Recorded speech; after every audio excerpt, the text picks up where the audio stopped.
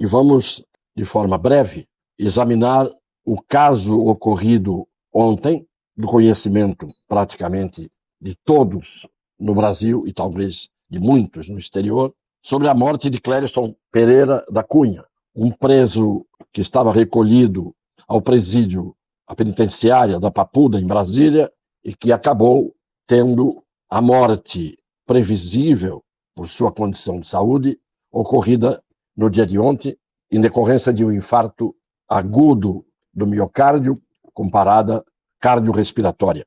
Eu vou fazer aqui hoje, brevemente, um enquadramento da questão jurídica envolvendo o que aconteceu ontem. Já tive momentos de indignação, de grave indignação, e isto leva muitas vezes ao ímpeto do desabafo, e o desabafo muitas vezes é inútil para todo mundo, salvo para quem o pratica. O que aconteceu ontem, além de previsível, apesar de não ter acontecido ainda um fato igual, apesar de previsível, não é novidade nenhuma que tenhamos tomado conhecimento do que aconteceu.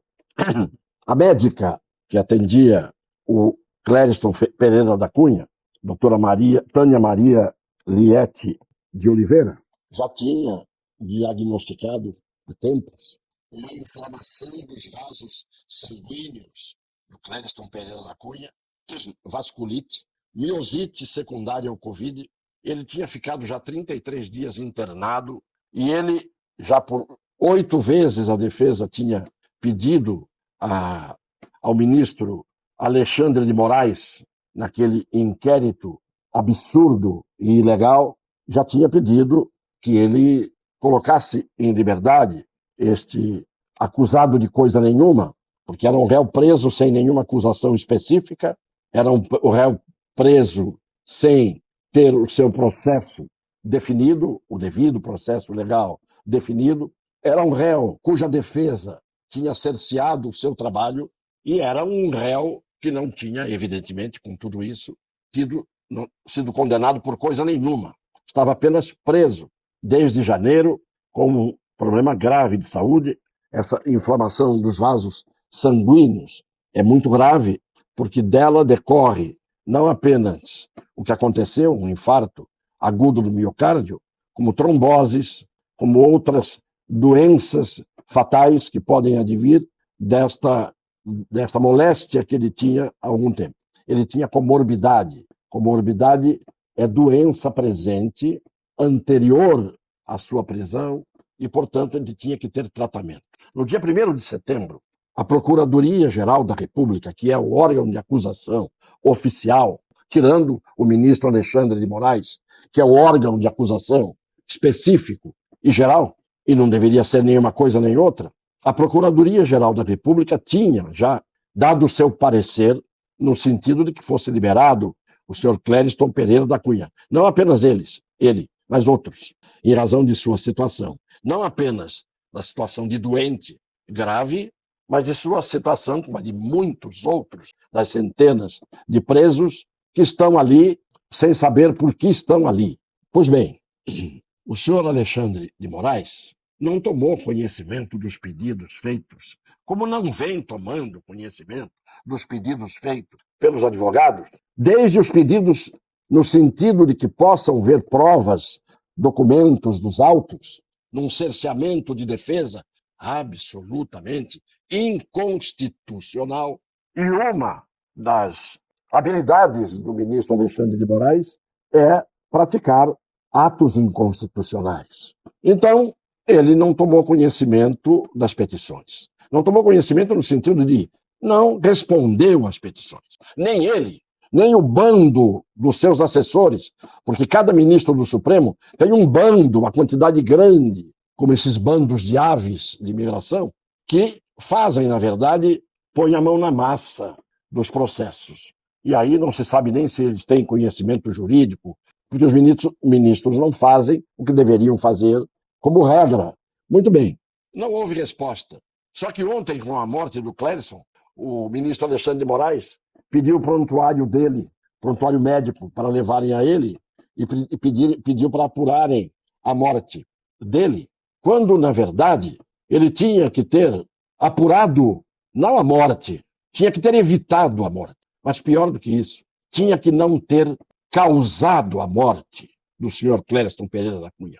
Porque no direito penal, ministro Alexandre de Moraes, que eu ensinei durante 38 anos da minha vida, depois de ter feito muito esforço para aprender da melhor maneira o direito penal, para poder-o ensinar e para poder exercer a profissão da melhor maneira, o direito penal diz claramente que existem dois tipos de conduta que são puníveis quando existe uma morte, e essas duas condutas podem transformar esta morte não apenas na perda da vida, mas uma morte que entra na esfera do Código Penal dentro daquilo que se define como homicídio.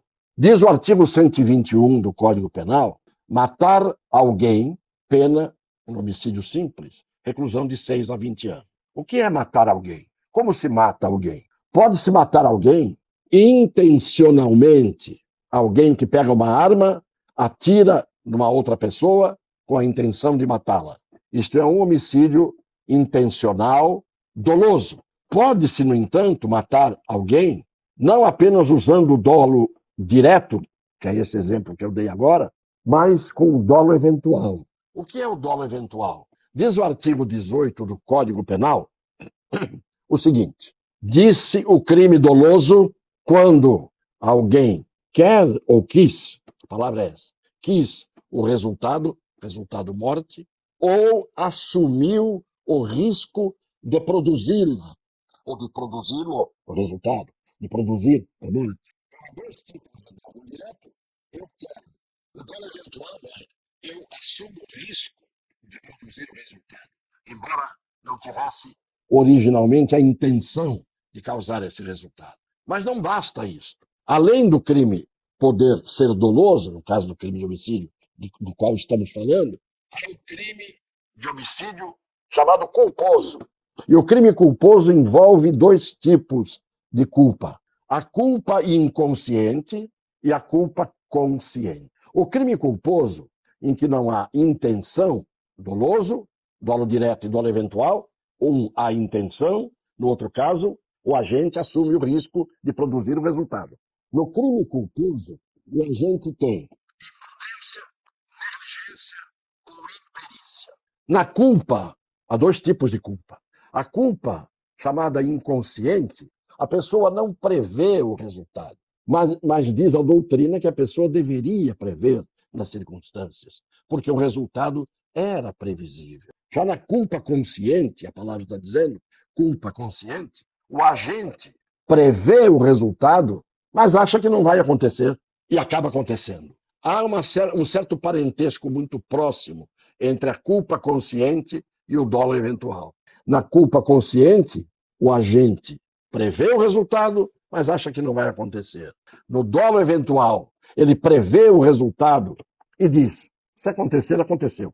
Pois bem, eu estou enquadrando aqui hoje o ministro Alexandre de Moraes, não no crime de prevaricação, de não ter cumprido o seu dever, de se manifestar no processo com parecer favorável a favor da soltura, de não atender aos 8 pedidos da defesa diante de alguém que estava em estado grave e que poderia morrer, como morreu, e desde setembro o ministro não se manifestou, porque, ao que parece, ele não lê os processos, não se interessa pelos processos. Interessa-se por alguns processos, interessa-se por alguns réus, em que ele tem rigor, presteza, celeridade de ação, mas em outros casos não. Pois, nesse caso, nem as consultas médicas agendadas, várias consultas, nem a essas consultas o Clériston Pereira da Cunha pôde ir, por impedimento, por estar preso. E estava preso contra a vontade da acusação. E havia pedidos reiterados da defesa para que ele fosse solto. 22 atendimentos médicos foram feitos mostrando que ele estava mal. Portanto, o ministro Alexandre de Moraes já está a merecer um impeachment há muito tempo.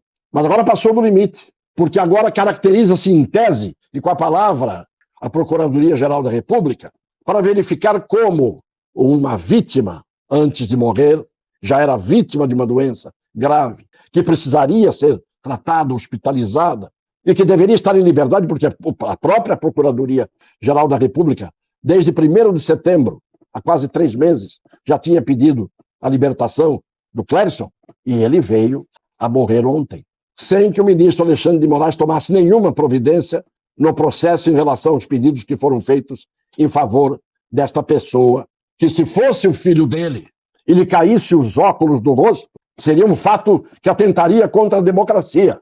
Então, o enquadramento do ministro Alexandre de Moraes por crime de homicídio, num caso como este, está claro. Vai desde o homicídio culposo, com culpa inconsciente, até um crime doloso com dolo eventual. Isto as provas do processo que deverão dizer.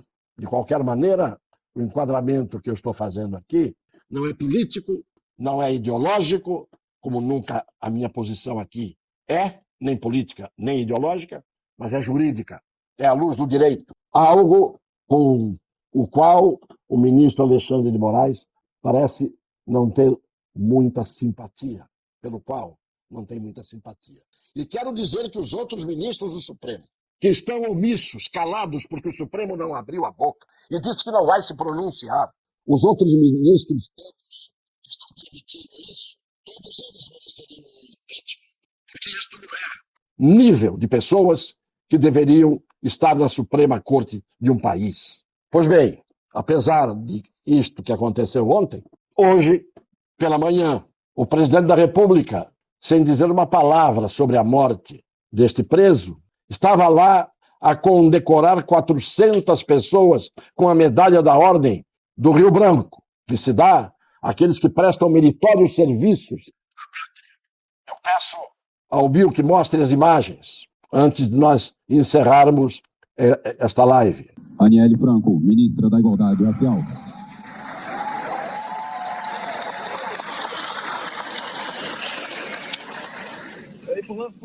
Silvio Luiz de Almeida, ministro dos Direitos Humanos e da Cidadania.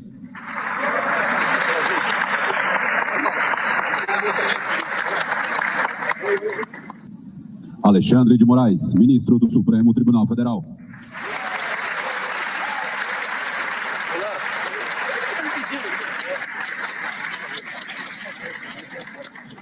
Cristiano Zanin, ministro do Supremo Tribunal Federal.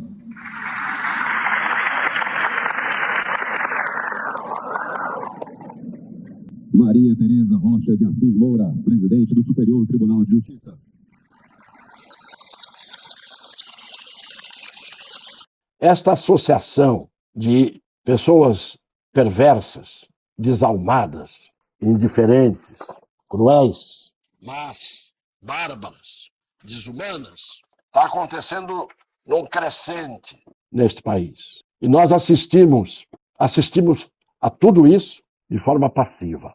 Eu sempre digo que a covardia, a passividade, a abolia, o amorfismo das pessoas, um dia acabam se voltando contra elas da forma como muitos são atingidos por essas pessoas que são desalmadas, desumanas, insensíveis, indiferentes. Enquanto havia um velório de um homem de 46 anos, pai de 2 filhos menores, e a sua família estava lá em prantos, porque ele estava injustamente preso, e o ministro, que deveria manifestar-se nos autos há mais de 2 meses, quase 3 meses, não tomou conhecimento da sorte da doença dele, estava hoje a receber faixas, condecorações e medalhas pelos meritórios serviços prestados à pátria.